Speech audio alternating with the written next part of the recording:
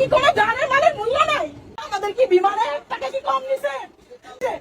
কালকে থেকে এই পর্যন্ত কোনো খোঁজ খবর কোনো কিছু নিচ্ছে না বাংলাদেশ বিমানে। এখানে কি কাজ আপনাদের? তাহলে আমাদের কি কোনো জানের মালের মূল্য নাই? আমাদের অবস্থাটা দেখছেন আপনি একটু? এটা কি আমাদের শাস্তি দিচ্ছেন আপনারা? আমরা কি আমাদের কি বিমানের টাকা কি কম নিছে? না আমাদের কাছে প্রিমিয়াম পাবেন? আপনি জানাই বলেন। এটা কি হচ্ছে? এই যে আপনাদের সিনিয়র স্টাফ দেখেন, এখানে সিনিয়র স্টাফ কোথায়? দেখেন কালকে থেকে আজকে পর্যন্ত আমাদের কোনো খোঁজই দেয় নাই। কোনো কালকে থেকে এই পর্যন্ত কোনো খোঁজ খবর কোনো কিছু নিচ্ছে না বাংলাদেশ বিমানে। 8:30টায় ফ্লাইটের কথা, সেখানে 9:40 এখানে বিমান ছেড়ে পড়ে এখানে এসে নাগপুরে ল্যান্ড করছে। বলছে যে ওয়েদারের সমস্যা, কোনো ওয়েদারের সমস্যা না, আগুন জ্বলছে তার জন্য এখানে ল্যান্ড করার পর দিয়ে কালকে থেকে এই পর্যন্ত কোনো আমাদের খোঁজ খবর নেয় না। আমরা বিমানের যাত্রীরা প্রচন্ড পরিমাণে অসুস্থ, তারপরে কোনো খোঁজ নাই খবর নাই। কেন এখন এখানে 2 ঘন্টা কেন ল্যান্ড করবে? কি কারণটা কি? কোন ধরনের কোনো ধরনের সুযোগ সুবিধা নাই, কোনো ধরনের সুযোগ সুবিধা নাই। আমরা কি মানুষ না? আমরা প্রবাসী বলে কি তাই বলে আমাদের সাথে এরকম হবে? আমাদের বাচ্চা কাচ্চা পরে বানাই আমরা এখানে আছি, পুলিশের মানে আমাদেরকে কোনো দাম নাই। কেন বাংলাদেশের কি দায়িত্ব সরকারের কোনো করতে নাই? ডক্টর উনিশ কি করতেছে উনি? কেন এরকম করতেছে আমাদের সাথে?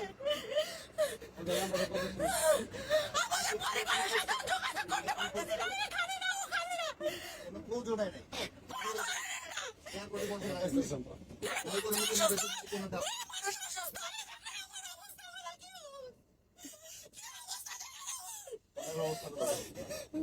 প্রত্যেকটা যাচ্ছে,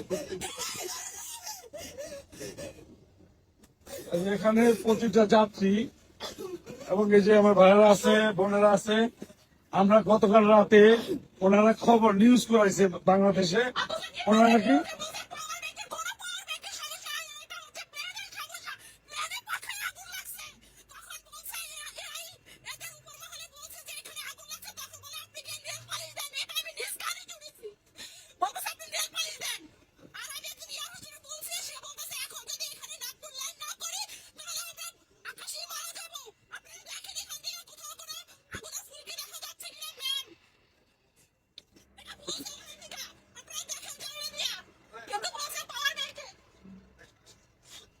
এখানে আমরা গতকালকে ফ্লু করছি বাংলাদেশ থেকে দুবার উদ্দেশ্যে BG347।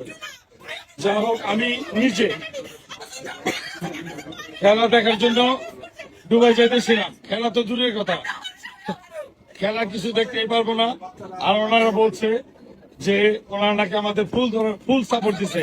না করে না, এটা বলছে, কিন্তু এই যে এটা বলছে ওনারা আমাদের ফুল সাপোর্ট করছে নাকি ওনারা।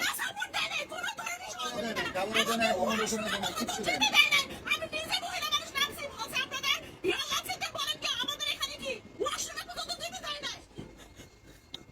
যাকে হলো বাংলাদেশের বিমান, যারা বাংলাদেশ বিমান আসলে আমাদের একটা প্রতিষ্ঠান, এবং এটা আমাদের জন্য, আমাদের বাংলাদেশের জন্য একটা লস্ট প্রজেক্ট। এখানে যারাই আসে তারা দুর্নীতি করে টাকা কামায়, টিকিট পাওয়া যায় না, টিকিটের দাম অনেক, তারপরে সার্ভিস তো নাই। এদের বিরুদ্ধে আমরা বিচার চাই। এবং এই উপদেশটা যে থাকো তুমি, তোমার উদ্দেশ্য করে একটা কথা বলতে চাই যে তুমি এটা তাড়াতাড়ি তদন্ত করে দেখবা। কারণ তুমি যত বড় উপদেষ্টা হও, তুমি তার আমাদের উপর দিয়ে না।